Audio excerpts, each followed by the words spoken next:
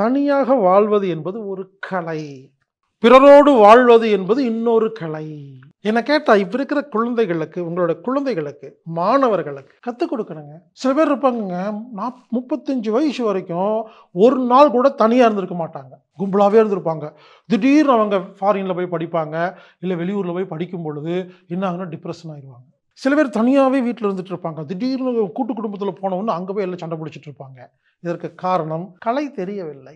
எனவே உங்கள் வீட்டில் இருக்கும் குழந்தைகளுக்கு என்ன பண்ணணும்? அனுபவத்த கொடுங்க. அதாவது கணவன், மனைவி ஒரே ஒரு குழந்தை மட்டும் இருக்கிறதா இருந்ததுன்னா, அடிக்கடி கும்பலா இருக்கிற வீட்ல, பாட்டி வீட்ல, சித்தி வீட்ல கொண்டு போய் விட்டுட்டு, அதுல கத்துக்கணும், கத்துக்கணும். இத கும்பலா இருக்கிற ஒரு வீட்ல இருக்கிற ஒரு குழந்தைய கொண்டு போய் தனியா ஒரு இடத்துல இங்க படிச்சுட்டு, நீ தனியா ஒரு ரூம் எடுத்து இந்த மாரி வேலை செஞ்சுட்டு, தனி ஒரு வீட்ல நீயே சமைச்சு சாப்பிடுன்னு சொல்லணும். இப்படி தனிமையில் வாழ்வதற்கும் கற்றுக்கொள்ள வேண்டும். கும்பலாக சேர்ந்து கற்றுக்கொள்ள வேண்டும். இந்த கலை தெரிந்தவர்களோடு நீங்கள் வாழும் பொழுது உங்களுக்கு டிஸ்டர்ப் இருக்காது. அப்போ உறவுகளில் சிக்கல் வராமல் இருக்க வேண்டும் என்றால், இந்த தத்துவத்தையும் நாம் தெரிந்து கொள்ள வேண்டும். அப்போ உங்களுக்கும் மனைவிக்கும், உங்களுக்கும் மாமியாருக்கும் என்ன சண்டை வந்துட்டு இருக்குன்னா, சிலருக்கு தனியாக வாழ்வது தெரியவில்லை, சிலருக்கு கும்பலாக வாழ்வது தெரியவில்லை.